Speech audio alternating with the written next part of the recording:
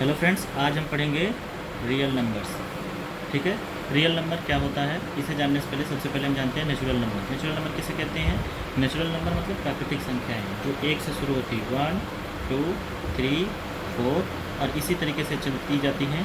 कहाँ तक चली जाती हैं?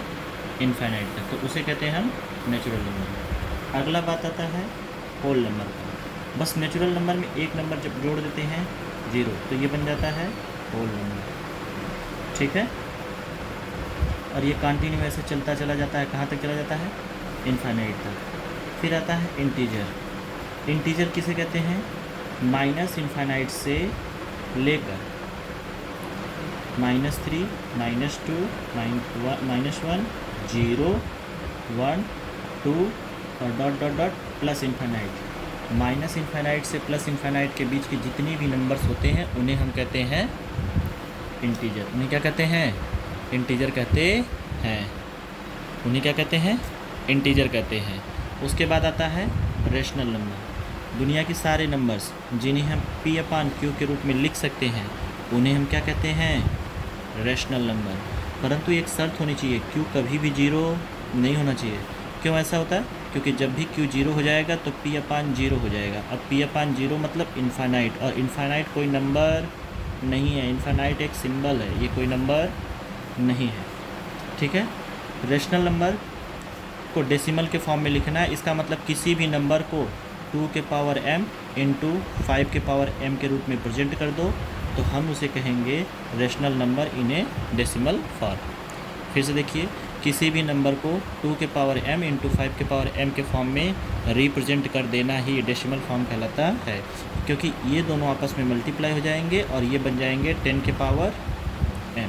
ठीक है, आगे देखिए, आपका जो चैप्टर है क्लास 10th का उसमें सबसे मेन टॉपिक है फंडामेंटल थ्योरम ऑफ अरिथमेटिक। लेकिन इस टॉपिक को पढ़ने से पहले हमें दो नंबर्स के बारे में जानकारी होनी चाहिए। प्राइम नंबर जिसे अभाज्य संख्या कहते हैं, और दूसरा कंपोजिट नंबर जिसे भाज्य संख्या कहते हैं। अभाज्य संख्या प्राइम नंबर क्या होते हैं?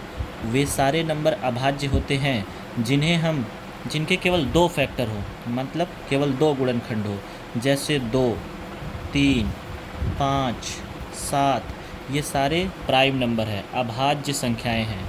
अभाज्य संख्याओं का गुणनखंड केवल 2 होगा, या तो 1 होगा और या वह नंबर खुद होगा। याद रखिएगा, या तो 1 होगा या वह नंबर खुद होगा।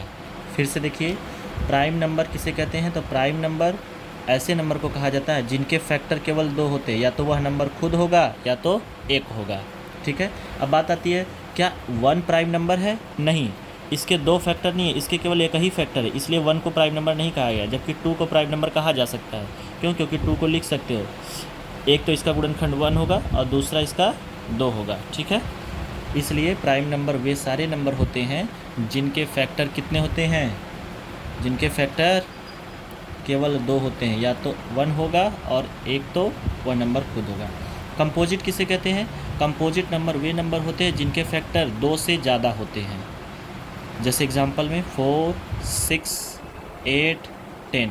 जैसे 4 की अगर बात करें तो 4 का अगर हम फैक्टर निकालें, इसे 2 से काट सकते हैं, कितना आएगा 2, फिर 2 से काटेंगे कितना आएगा 1, फिर 1 से काट देंगे 1।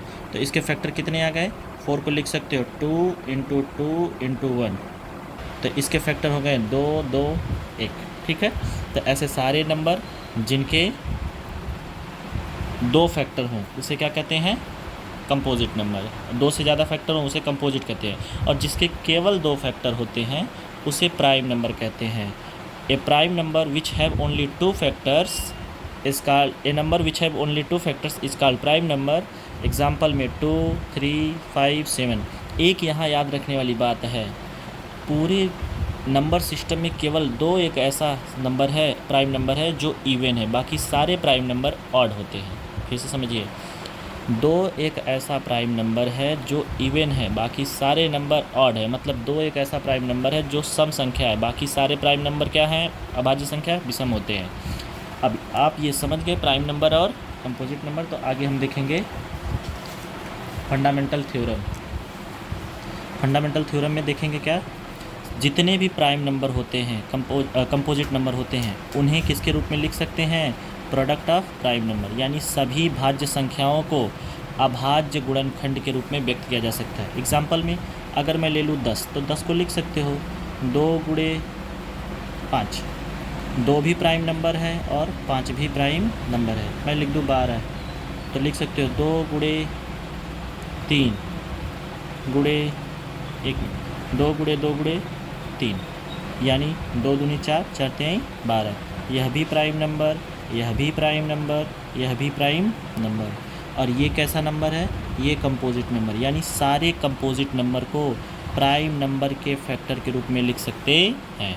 ठीक है, एक बार ये देख लीजिए, 2 × 2 × 5 प्राइम नंबर और ये भी प्राइम नंबर है, और इन्हें किसके रूप में लिख सकते हैं? कंपोजिट नंबर को। जितने भी कंपोजिट नंबर हैं उन्हें प्राइम नंबर के प्रोडक्ट के रूप में लिख सकते हैं, यानी सभी भाज्य संख्याओं को अभाज्य गुणनखंड के रूप में लिखा जा सकता है। दुनिया के सारे भाज्य संख्याएं अभाज्य गुणनखंड के रूप में व्यक्त की जा सकती हैं। ठीक है, आगे देखते हैं हम लोग। यहाँ पे हम जानेंगे कि इररेशनल नंबर किसे कहते हैं। जो नंबर रेशनल नहीं होते उन्हें हम इररेशनल नंबर कहते हैं। फिर से समझिए, जो नंबर रेशनल नहीं होते, रेशनल का मतलब जिन्हें हम P/Q के रूप में नहीं लिख सकते हैं, वही क्या बनते हैं? इररेशनल। फिर समझिए, जो नंबर P/Q के रूप में नहीं लिखे जा सकते उसे हम इररेशनल नंबर कहते हैं। एक क्वेश्चन बनता है, सिद्ध कीजिए करड़ी में 2 √2 is a rational number, irrational number, यानी एक अपरिमेय संख्या है। करड़ी में 2 एक अपरिमेय संख्या है, परिमेय संख्या है। ठीक है, अब इसको सॉल्व करते हैं, प्रूफ करते हैं। ठीक है, आपसे करड़ी में 2 पूछ देगा, करड़ी में 3 पूछ देगा, चाहे जो पूछे आप ऐसे ही करेंगे। तो सबसे पहले मान लेंगे, देखिए हम उल्टा मान के चलेंगे। इसने पूछा इररेशनल है, सिद्ध कीजिए, तो हम कह देते हैं ठीक है, मान लेते हैं कि ये इररेशनल नहीं रेशनल है, और हम रेशनल प्रूफ करेंगे। जब रेशनल नहीं प्रूफ कर पाएंगे तो इसका मतलब हम समझ जाएंगे कि ये रेशनल तो है नहीं, इसका मतलब क्या हो सकता है? ये इररेशनल। तो मान लेंगे, माना √2 एक परिमेय संख्या है, परिमेय संख्या है। Let us suppose √2 is a rational number. √2 क्या है? एक रेशनल नंबर, ऐसा सपोज कर लेते हैं। इसका मतलब अगर यह रेशनल है तो इसे हम P/Q के रूप में लिख सकते हैं। यहीं एक चीज़ लिख देना है, P और Q को काटा नहीं जा सकता, मतलब इन्हें केवल 1 से काटा जा सकता है, यानी कि कॉमन फैक्टर की बात करें इन दोनों में तो केवल 1 होगा। 1 के अलावा और कोई भी नंबर इनमें कॉमन होने वाला नहीं है। 1 के अलावा इनके बीच कोई भी नंबर कॉमन होने वाला नहीं है। अब आगे देखते हैं, यानी कि इसे लिखेंगे √2 का स्क्वायर कर देंगे, तो ये हो जाएगा P/Q का होल स्क्वायर। ठीक है, ये हो जाएगा 2 = P/Q²। अब इसका यहाँ मल्टीप्लाई कर देंगे, 2Q² = P²। ठीक है, यानी P² = 2Q²। अब मेरी बात ध्यान सुनिए, अगर 2, फिर सुनिए, ये 2 × Q है, एक बार इसको देखिए ऐसे लिख सकते हैं, 2 × Q²। इसका मतलब समझ सकते हो, 2 जो है P² को डिवाइड कर सकता है और Q² भी P² को डिवाइड कर सकता है, यानी कि 2 बातें आती हैं यहाँ से।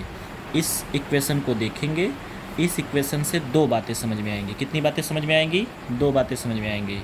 ठीक है, वो बातें क्या क्या हैं? पहली बातें कि P² को 2 विभाजित कर सकता है। क्या कर सकता है? विभाजित कर सकता है। It means P² is divided by 2। ठीक है, it means P² is divided by 2। इसका मतलब और कौन कर सकता है? और P² को Q² भी विभाजित कर सकता है, विभाजित कर सकता है। इसका मतलब यहाँ जो दोनों नंबर है, दोनों नंबर P² को काट सकते हैं। क्यों? क्योंकि P² दोनों के रूप में लिखा गया है। अब मेरी बात ध्यान सुनो, हमने क्या लिखा, पी स्क्वायर को 2 काट सकता है, 2 विभाजित कर सकता है, ठीक है, डिवाइड कर सकता है। तो इसका मतलब एक थ्योरम आता है, ठीक है, उस थ्योरम में ये कहा गया है कि अगर पी स्क्वायर को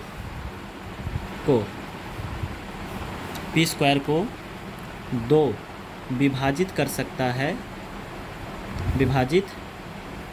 है तो 2 के पास इतना पावर है, अगर 2 पी स्क्वायर को काट दे रहा है तो 2, तब जो 2 है पी को भी विभाजित कर देगा। इस बात को समझो, फिर से समझो, अगर 2 पी स्क्वायर को डिवाइड कर सकता है, 2 के पास इतना पावर है कि वो पी स्क्वायर को डिवाइड कर रहा है, तो कहीं ना कहीं 2 के पास इतना पावर तो ज़रूर होगा तब कि वो पी स्क्वायर को काट दे रहा है, तो पी को तो आराम से काट सकता है। इसका मतलब हम पी को लिख सकते हैं 2 गुणे, यानी 2 पी को काटेगा, कितनी बार काटा, सी बार, यानी पी इक्वल टू लिख दे रहे हैं 2 इंटू सी।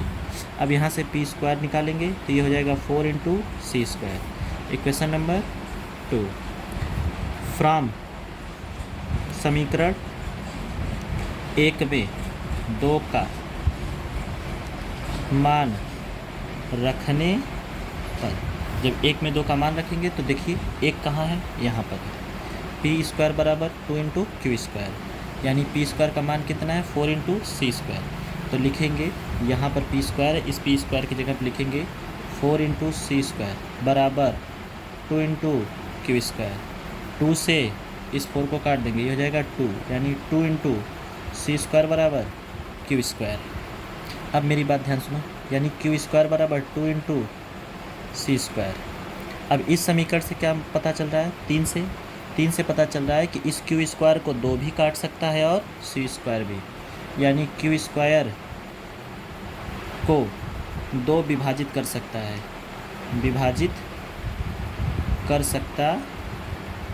है, इसका मतलब अगर क्यू स्क्वायर को 2 विभाजित करेगा तो क्यू को भी 2 विभाजित कर सकता है। अब ध्यान से देखो, समीकरण 3 से पता चल रहा है कि Q को कौन विभाजित कर सकता है, 2, और समीकरण 1 से पता चल रहा है कि P को भी कौन विभाजित कर सकता है, 2, यानी अर्थात 2 P और Q दोनों को विभाजित कर सकता है,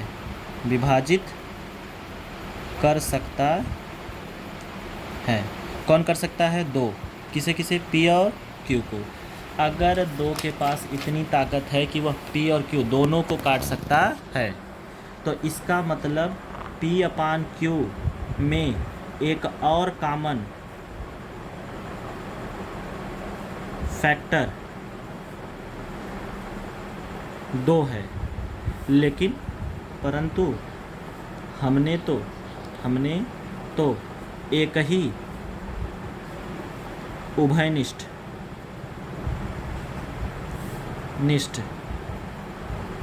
गुणज माना था, वो 1 है, लेकिन यहाँ पे एक और मिल गया जो कि कौन है, 2 है। दोनों में कौन मिल गया, एक और, जो कि कौन है, 2 है। इसका मतलब हमारी धारणा गलत है, क्योंकि हमने कहा था P और Q में 1 कॉमन है, केवल कॉमन 1 है, लेकिन यहाँ हमें 2 भी मिल रहा है कॉमन। इसका मतलब हमने जो माना था वो गलत मान लिया था, ठीक है।